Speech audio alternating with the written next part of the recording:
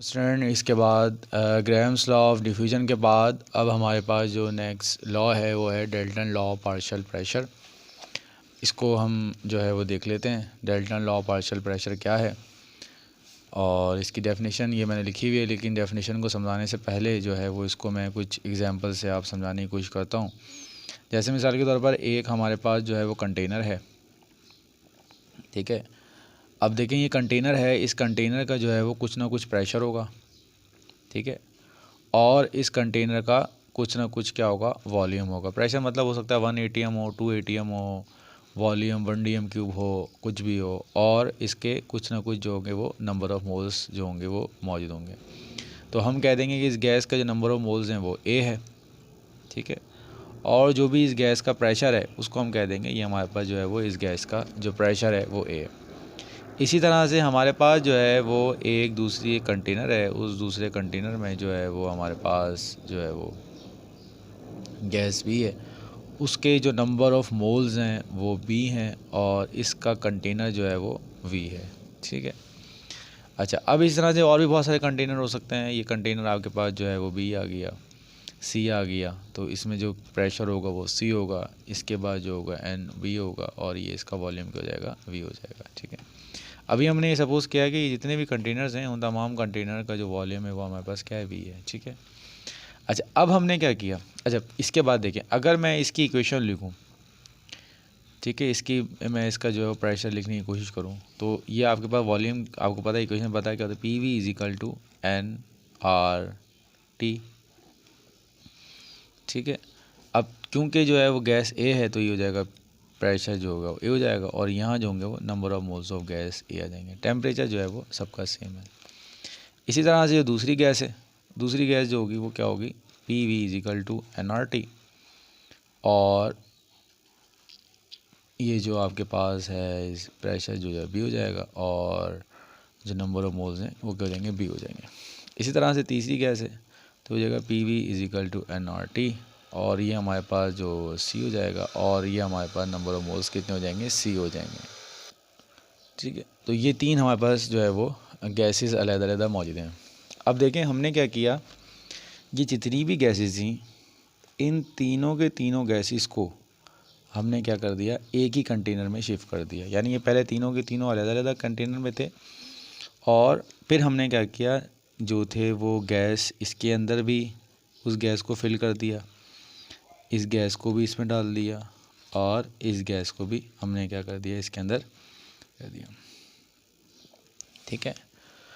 तो ये law simple सा ये कहता है कि आपके पास अगर एक कंटेनर के अंदर बहुत सारी गैसेस अगर आपके पास क्या है, मौजूद है, ठीक है, बहुत सारी गैसेस आपके पास क्या है, मौजूद हैं, तो इस कंटेनर का जो टोटल प्रेशर होगा, इस कंटेनर का जो टोटल प्रेशर होगा वो बराबर होगा किसके, हर गैस के पार्शियल प्रेशर के, ठीक है। यानी हर गैस की, यानी जितनी भी गैसेस मौजूद हैं, यानी गैस A का जो प्रेशर है वो, गैस B का जो प्रेशर है वो, और गैस C का जो पार्शियल प्रेशर है वो C है।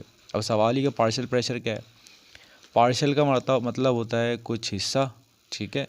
तो पार्शियल प्रेशर जो है उस प्रेशर को हम कहते हैं जो हमारे पास ये जो गैस इंडिविजुअली यहाँ पर मौजूद थी, इस इंडिविजुअल गैस का जो यहाँ प्रेशर था, यानी फ़र्ज़ करें 1 atm था, तो जब आपने यहाँ पर इसको ट्रांसफ़र किया, अगर वॉल्यूम सेम है तो यहाँ जो भी इसका प्रेशर होगा तो वो इसका क्या कहलाएगा, पार्शियल प्रेशर कहलाएगा, ठीक है।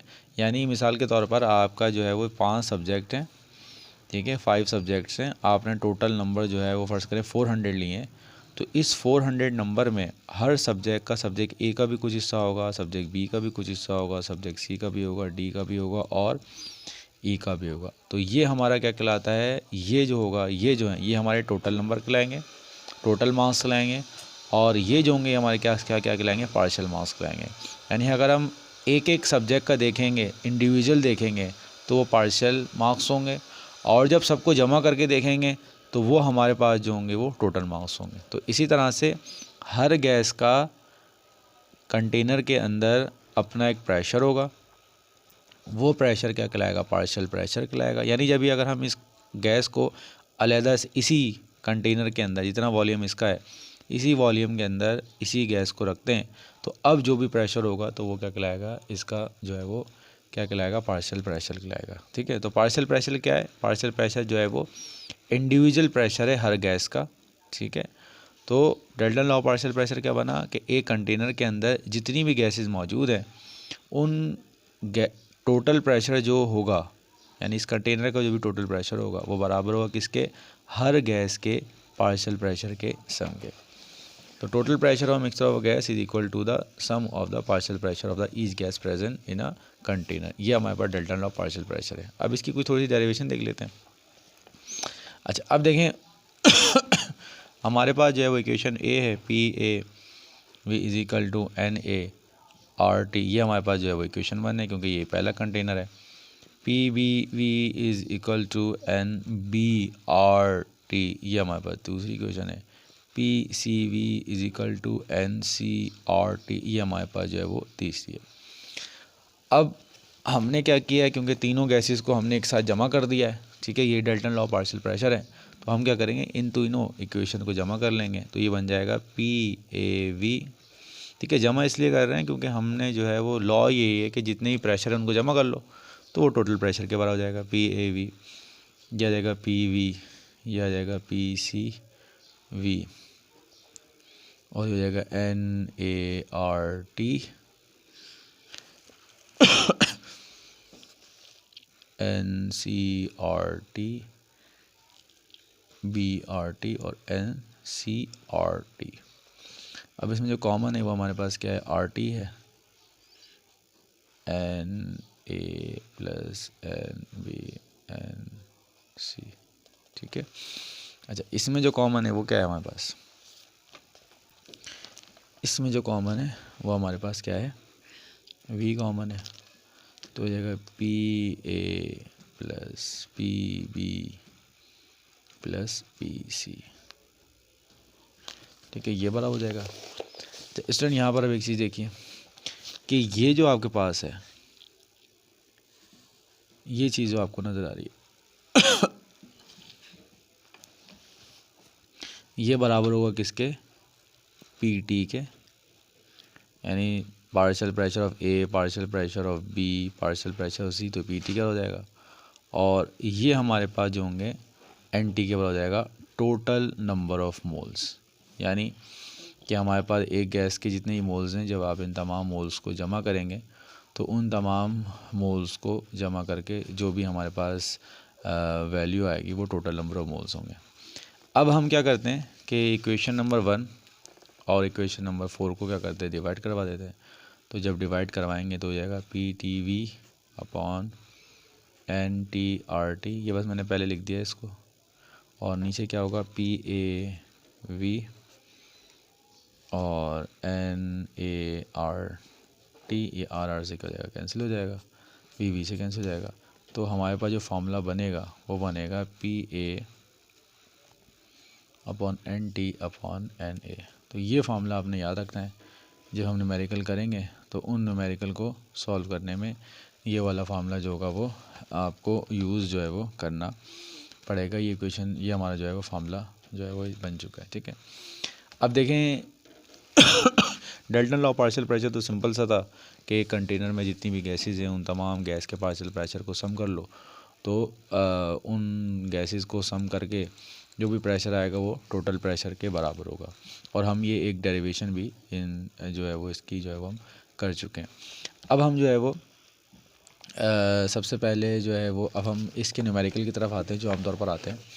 याद रखें कि भाई इसमें जो न्यूमेरिकल्स हैं ना वो 3 किस्म के आते हैं डाल्टन लॉ पार्शियल प्रेशर के।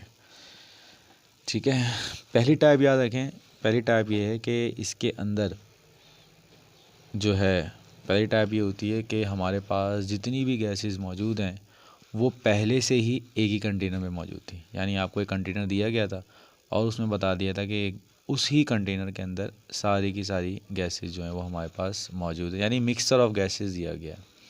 तो जब भी डाल्टन लॉ पार्शियल प्रेशर आपको लिखा हुआ नज़र आ जाएगा तो आप वैसे ही समझ जाएंगे कि ये हमारे पास जो है वो कौन सी टाइप जो है वो न्यूमेरिकल की मौजूद है। ठीक है, उसके बाद दूसरी टाइप ये होती है कि उसमें गैसेस तो अलग-अलग होती हैं 3 गैसेज हैं वो अलग-अलग वो मौजूद हैं, ठीक है। और फिर आपने क्या किया, इन तीनों को एक साथ जो करके जो है वो मिक्स कर दिया। तो दूसरी टाइप, अब इनको सॉल्व कैसे करना है ये तो हम करना सीखेंगे, लेकिन अभी पहले आपने इसकी टाइप जो है वो ध्यान रखनी है। और तीसरी जो टाइप है वो ये है कि हमारे पास एक गैस होती है ड्राई गैस, यानी जैसे ऑक्सीजन है, अगर ऑक्सीजन सिर्फ ऑक्सीजन है तो वो ड्राई गैस कहलाएगी, लेकिन अगर ऑक्सीजन पानी में तो वो वेट गैस कहलाएगी, ठीक है। तो तीसरे टाइप में आमतौर पर ये होता है कि भाई गैसेज हैं दो, एक वेट गैस है एक ड्राई गैस है, तो ये हम न्यूमेरिकल इसका होता है। अब हम जो देखेंगे वो देखेंगे टाइप्स ऑफ सवाल, जो सवाल दिया गया है उस सवाल के अंदर जो है वो हमारे पास जो है वो कौन सा सवाल टाइप कर दिया गया है।